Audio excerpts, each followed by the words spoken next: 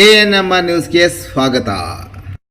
ಚಿಂತಾಮಣಿಯ ಹೆಸರಾಂತ ಡೆಕ್ಕನ್ ಆಸ್ಪತ್ರೆ. ನಮ್ಮಲ್ಲಿ ಜನರಲ್ ಮೆಡಿಸಿನ್, ಸಾಮಾನ್ಯ ಶಸ್ತ್ರಚಿಕಿತ್ಸೆ, ಅಡ್ವಾನ್ಸ್ಡ್ ಲ್ಯಾಪ್ರೋಸ್ಕೋಪಿಕ್ ಶಸ್ತ್ರಚಿಕಿತ್ಸೆ, ಗ್ಯಾಸ್ಟ್ರೋಎಂಟರಾಲಜಿ, ಮೂಳೆ ಚಿಕಿತ್ಸೆ, ಪ್ರಸೂತಿ ಮತ್ತು ಸ್ತ್ರೀರೋಗ ಶಾಸ್ತ್ರ, ಮಕ್ಕಳ ಚಿಕಿತ್ಸೆ, ದಂತ ಚಿಕಿತ್ಸೆ, ಕಿವಿ, ಮೂಗು ಮತ್ತು ಗಂಟಲು, ಮೂತ್ರಶಾಸ್ತ್ರ ಚಿಕಿತ್ಸೆ, ನರವಿಜ್ಞಾನ, ನಾಳಿಯ ಮತ್ತು ಎಂಡೋವ್ಯಾಸ್ಕ್ಯುಲರ್, ನೆಫ್ರಾಲಜಿ, ಡಯಾಲಿಸಿಸ್, ಬೌಲ್ ಚಿಕಿತ್ಸೆ, ರೇಡಿಯಾಲಜಿ, ಎಂಡೋಸ್ಕೋಪಿ ಲಭ್ಯ.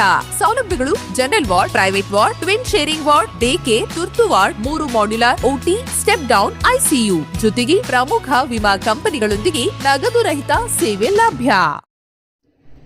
ಗಂಗಾ ಭವಾನಿ ಅಮ್ಮನವರ ಗಂಗಾ ಜಾತ್ರೆ ಪ್ರಯುಕ್ತ ಇಂದು ಮೊದಲ ದಿನದ ತೃಣಮುದ್ದೆ ಇಡುವ ಕಾರ್ಯಕ್ರಮಕ್ಕೆ ಚಾಲನೆ.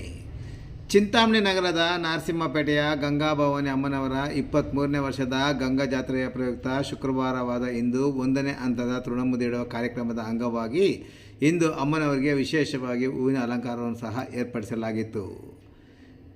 ದೇವಾಲಯದ ಅರ್ಚಕರವರ ನೇತೃತ್ವದಲ್ಲಿ ಶುಕ್ರವಾರ ಗಂಗಾ ಭವಾನಿ ಅಮ್ಮನವರಿಗೆ ವಿಶೇಷ ಪೂಜೆ ಮತ್ತು ದೇವಾಲಯಕ್ಕೆ ಹೂವಿನ ಅಲಂಕಾರವನ್ನು ಮತ್ತು ಅಮ್ಮನವರ ವಿಗ್ರಹಕ್ಕೆ ವಿಶೇಷ ಹೂವಿನ ಅಲಂಕಾರವನ್ನು ಸಹ ಏರ್ಪಡಿಸಲಾಗಿತ್ತು. ಇನ್ನು ತೃಣಮುದ್ದೆ ಇಡಲು ಗಂಗಾ ಭವಾನಿ ಅಮ್ಮನವರ ದೇವಾಲಯದ ಮುಂದೆ ವಿಶೇಷ ಪೂಜೆ ಸಲ್ಲಿಸಿದ ನಂತರ ದೇವಾಲಯದ ವತಿಯಿಂದ ತೃಣಮುದ್ದೆ ಇಟ್ಟಿದ್ದಲ್ಲದೆ ಇಂದು ದೇವಾಲಯಕ್ಕೆ ಬಂದ ಭಕ್ತರಿಗೆ ತೀರ್ಥ ಪ್ರಸಾದ ವಿನಿಯೋಗವನ್ನು ಸಹ ಏರ್ಪಡಿಸಲಾಗಿತ್ತು.